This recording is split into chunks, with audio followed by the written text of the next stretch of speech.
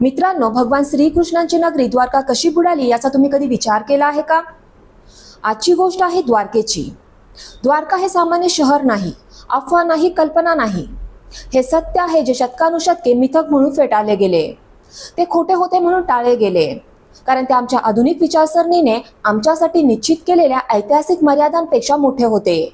सुमारे 5000 वर्षापूर्वी जेव्हा जगातील बहुतेक भाग झोपडपट्ट्यांमध्ये, जंगलांमध्ये आणि दुर्गम भागात राहत होता, तेव्हा एक असे शहर होते ज्याचे नियोजन, समृद्धी आणि दूरदृष्टी आजच्या आधुनिक शहरांना देखील लाजवेल अशी होती. मग प्रश्न असा आहे की द्वारका नगरी कशी बुडाली? त्याहून मोठा प्रश्न असा आहे की जेव्हा द्वारकेच्या अस्तित्वाच्या कथेला कथा म्हटले गेले तेव्हा आपण ते कसे स्वीकारले? द्वारका नगरात 900 पेक्षा जास्त भव्य राजवाडे होते. ते कोणते सामान्य राजवाडे नव्हते, तर असे महाल होते ज्यांच्या भिंती सोन्या चांदीने चमकत असत, ज्याचे खांब इतके उंच होते की ते आकाशाला भिडल्यासारखे वाटायचे. रस्ते अशा प्रकारे बांधले गेले होते की थेट समुद्राकडे जायचे.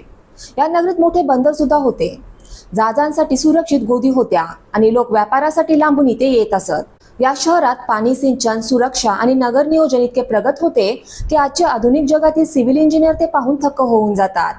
आणि द्वारका ही कोणती अनियोजित वस्ती नव्हती. द्वारका ही त्या काळातील सुव्यवस्थित सागरी राजधानी होती आणि त्यामुळेच द्वारकेला केवळ धार्मिक नगरी म्हणणे हा इतिहासावर अन्याय आहे. हे काही सामान्य शहर नव्हते, ही श्रीकृष्णांची द्वारका होती.